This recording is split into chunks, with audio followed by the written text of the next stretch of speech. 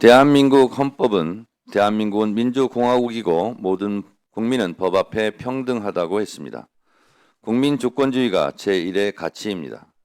대한민국 국민 어느 누구도 어느 기관도 법률 위에 군림할 수 없습니다. 대법원도 대법원장도 예외가 아닙니다. 오늘 최근에 벌어진 조희대 대법원장 등 사법부의 대선 개입 의혹 진상규명 청문회를 개최합니다. 헌정사상 초유의 12.3 비상계엄 내란 사태도 천인 공로할 일이지만 대법원이 대선에 개입하려 했다는 사법 쿠데타도 엄청난 국민적 공분을 일으켰습니다.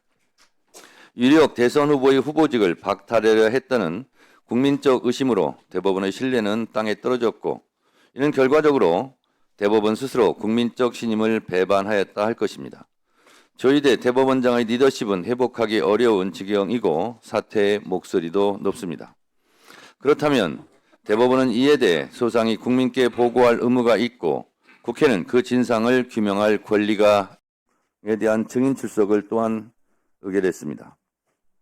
그러나 조희대 대법원장을 비롯한 사법부 16명 전원이 불출석 사유서를 비롯한 사법부 16명 전원이 불출석 사유서를 제출했습니다. 결론적으로 정당한 불출석 사유서가 아닙니다. 조희대 대법원장의 불출석 사유서를 한번 읽어보겠습니다.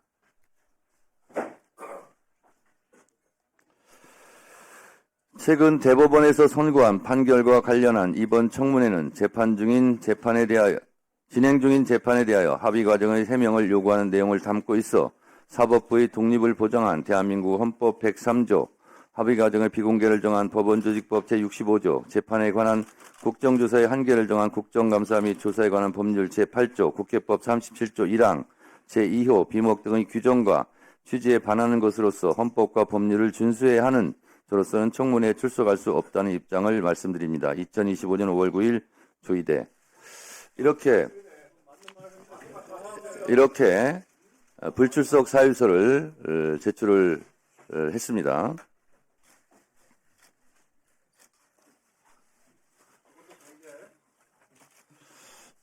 헌법과 법률을 들먹이며 청문회 불출석을 말하는 것 자체가 헌법과 법률 위반입니다. 비겁합니다. 법원에서 늘 말하듯이 떳떳하다면 국회 청문회장에 나와서 진실을 밝히면 됩니다. 대법원장 자신은 정당한 국회 출석에 응하지 않으면서 국민들께는 어떻게 준법을 외치며 법원 출석을 명할 수 있겠습니까?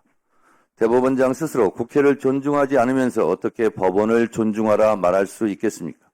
너무 궁색하지 않습니까? 불출석 사유서 내용도 문제지만 형식도 내용도 너무 무성의하고 오만합니다.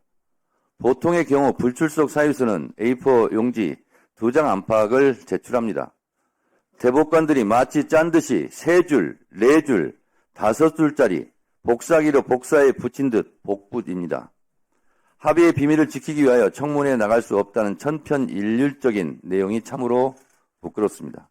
이런 몇 줄짜리 불출석 사유서는 보다 처음입니다. 그 오만함이 참 대단합니다. 한번 보겠습니다. 이게 보십시오. 3줄짜리입니다. 3줄짜리.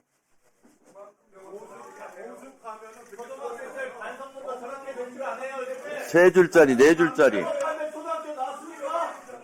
그리고 잠깐 조용히 하세요.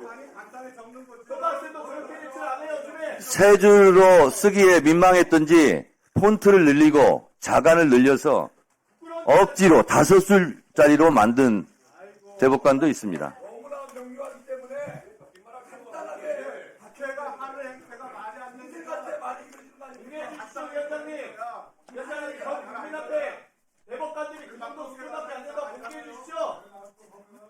그에 비해서 6필로 본인의 입장을 소신을 밝힌 대법관도 이렇게 있었습니다. 저는 6필로 이렇게 쓴 불출석 사유서도 또한 처음 봅니다.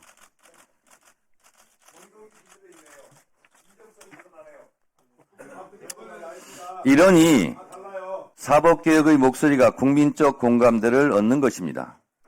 그동안 미뤄왔던 대법관 증원을 위한 법원 조직법 개정안, 재판소원에 관한 헌법재판소법 개정안, 조의대 특검 법안에 대한 국민적 요구가 높다고 생각합니다. 제 법사위원장 임기 내에 반드시 처리하겠습니다. 사법부 스스로 자초한 일이고 자업자득입니다.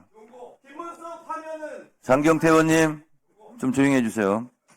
헌법과 법률을 모범적으로 지켜야 할 사법부가 대선에 개입하여 국민 참정권을 박탈하려 했고 진상규명을 위한 국회 청문회에도 몇 줄짜리 부출석 사유서를 내고 에헴 하고 앉아있는 오만한 자세가 마치 높은 법대에 앉아 헌법 위에서 국민 위에서 군림하려는 것으로 비춰지지는 않는지 대법원 스스로 깊은 성찰을 하시기 바랍니다. 법물이 터진 사법개혁에 대한 국민의 명령을 사법부는 결코 막을 수 없다는 점을 깨닫기 바랍니다. 두꺼운 겨울옷을 입고 봄날을 맞이할 수는 없는 노릇입니다. 사법부도 봄이 오는 소리를 듣기를 바랍니다. 사법개혁에 대한 국민의 목소리를 잘 경청하기 바랍니다.